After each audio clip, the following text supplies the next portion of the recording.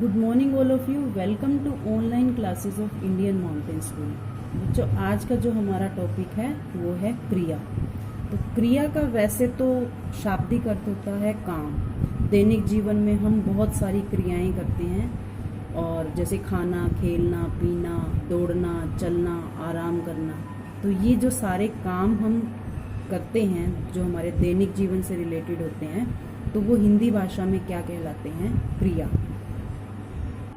तो बच्चों, अब ये सवाल उठता है कि जो क्रिया है वो उसका हिंदी भाषा में क्या महत्व है, हिंदी भाषा में क्रिया जरूरी क्यों है। तो आइए इन सेंटेंसेस के माध्यम से हम क्रिया की इम्पोर्टेंस को समझते हैं। जैसे रमन खाना खा रहा है। अगर मैं रहा है शब्द को या खा शब्द को ना लिखूं तो क्या ये वाक्य स्पष्ट हो पाएगा?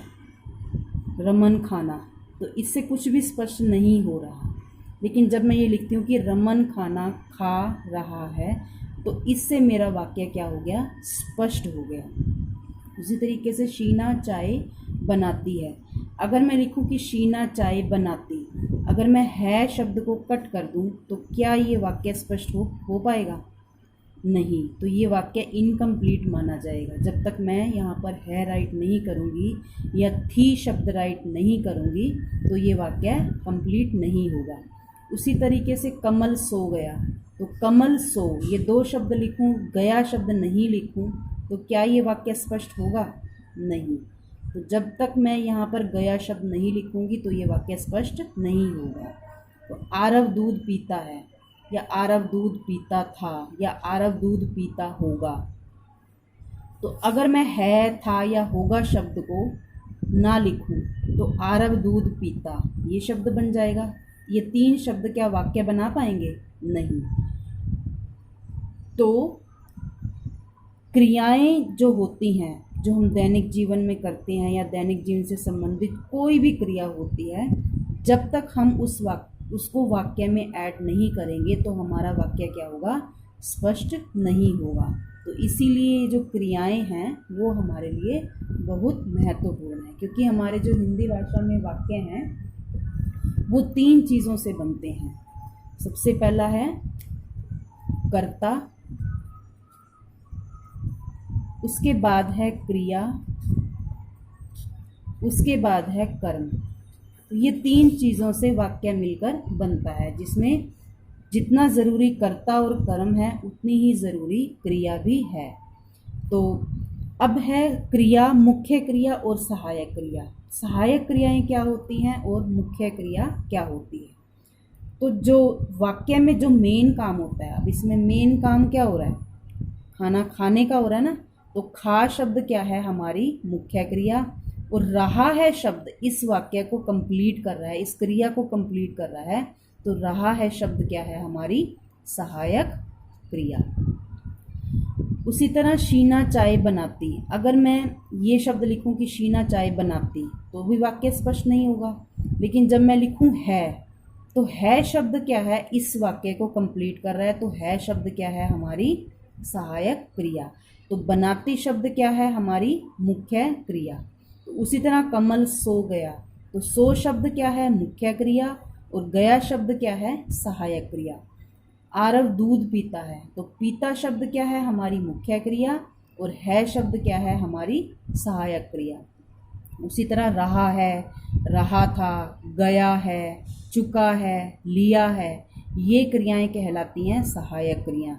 और खाना, पीना, चलना, सोना, दौड़ना, उठना, बैठना, ये सारी क्या होती हैं? हमारी मुख्य क्रियाएं। तो इसी से आपको समझ में आया होगा कि मुख्य क्रिया क्या होती है और सहायक क्रिया क्या होती है। तो क्रिया को हम किस प्रकार से परिभाषित करेंगे कि जिस शब्द से किसी काम का करना या होना पाया जाए उसे हम क्या कहते हैं? क्रिया। तो यानी कि जो मेन काम जो हमारा वाक्य में होता है वो हमें दिखाई दे, तो उस पर्टिकुलर शब्द को हम क्या बोलते हैं? क्रिया। जैसे लिखना, पढ़ना, चलना, दौड़ना, बैठना, उठना आदि। तो उसके बाद है धातु। धातु क्या होती है? क्रिया के जो मूल रूप हो क्या कहते हैं? धातु। जैसे क्रिया किसी भी वाक्य में पढ़ना क्रिया हो गई, चलना क्रिया होगी, दौड़ना क्रिया होगी। तो ये क्या हैं? मुख्य क्रियाएं। ये क्या होती हैं? मुख्य क्रियाएं। जब हम इनके साथ, ये क्रिया का मूल रूप होती हैं, ठीक है, जैसे पढ़, चल, दौड़, ये क्या होती हैं? क्रियाओं का मूल रूप। लेकिन जब हम इनके साथ ना प्रत्यय लगा देते हैं, ना क्या है? यानी कि जो पीछे लगने वाले शब्द होते हैं उनको बोलते हैं हम प्रत्यय। तो जब हम इनके साथ ना प्रत्यय लगा दें तो ये क्रियाएं जो हैं अपने सामान्य रूप में आ जाती हैं। तो क्रिया के मूल रूप को हम क्या बोलते हैं? धातु, और उनके साथ ना प्रत्यय लगाने से ये क्रियाएं जो हैं अपने सामान्य रूप में आ जाती हैं। तो नेक्स्ट है क्रिया के भेद। तो सबसे पहला है कर्म के आधार पर क्रिया के भेद। कर्म के आधार पर क्रियाओं के दो भेद होते हैं, सकर्मक क्रिया और अकर्मक क्रिया। मोटे तौर पर अगर मैं आपको बताऊं, सकर्मक क्रिया यानी कि जिन क्रियाओं के साथ कर्म होता है और जिन क्रियाओं के साथ कर्म नहीं होता। मैंने आपको पहले भी बताया था, वाक्य में जो वाक्य है वो 3 शब्दों से मिलकर बनता है, कर्ता, क्रिया और कर्म।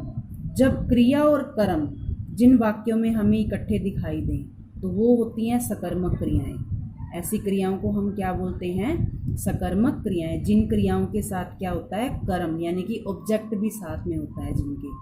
और जिन क्रियाओं के साथ, जिन वर्ब के साथ ऑब्जेक्ट नहीं होता, जिन क्रियाओं के साथ कर्म नहीं होता, उन्हें क्या बोलते हैं हम? अकर्मक क्रिया। इसीलिए इसको अकर्मक नाम दिया हुआ है, इसको सकर्मक यानी कि कर्म के साथ। इसका शाब्दिक अर्थ है सकर्मक मीन्स कर्म के साथ, अकर्मक यानी कि कर्म के बिना। तो सकर्मक क्रियाओं की पहचान क्या होती है? वाक्य में हम क्वेश्चन बनाकर देखते हैं और क्या और किसको लगाकर देखते हैं। क्या लगाकर देखते हैं? क्या और किसको। जैसे आपके सामने कुछ एग्जाम्पल हैं। बच्चे हंस रहे हैं, तान्या सो रही है, सवेरे जल्दी उठा करो, शिवम तेज भागता है। इसमें हंस रहे हैं मुख्य क्रिया, सहायक क्रिया, सो रही है मुख्य क्रिया, सहायक क्रिया, उठा करो मुख्य क्रिया, सहायक क्रिया, मुख्य क्रिया और सहायक क्रिया।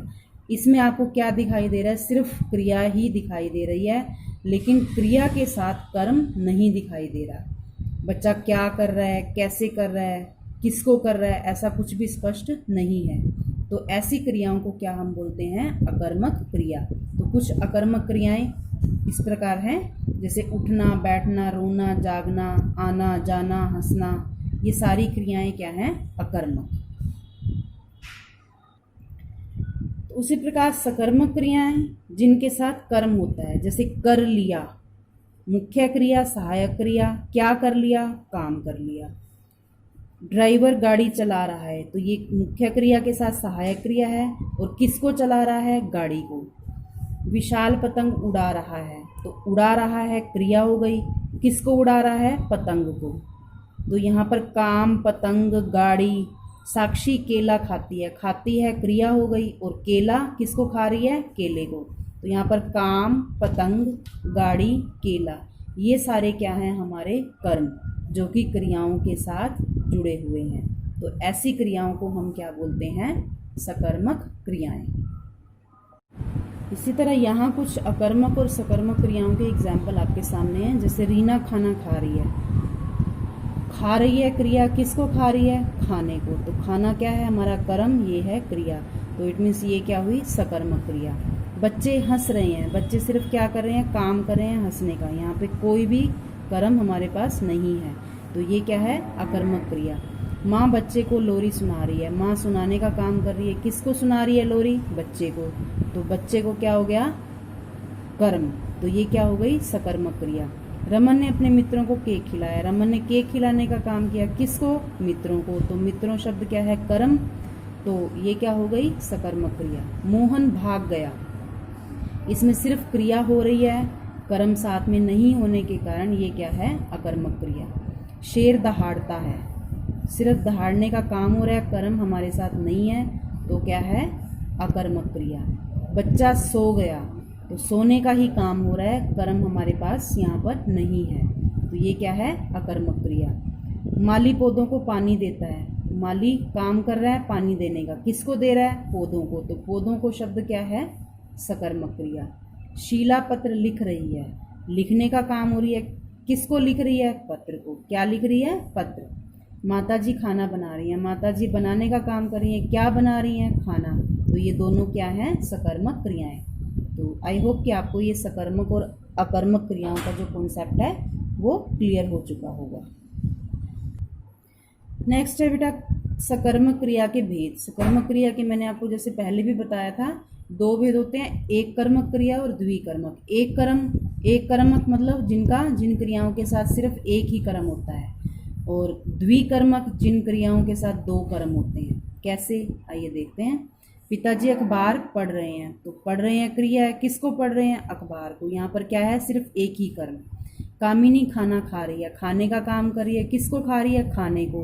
तो यहाँ पर क्या है? एक ही कर्म।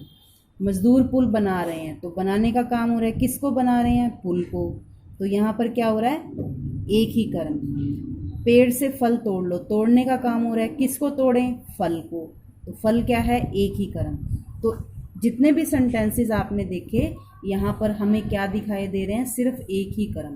तो एक ही कर्म होने के कारण ये क्रियाएं क्या कहलाती हैं? एक कर्म। नेक्स्ट है द्विकर्मक क्रिया, जिन क्रियाओं के साथ दो कर्म होते हैं।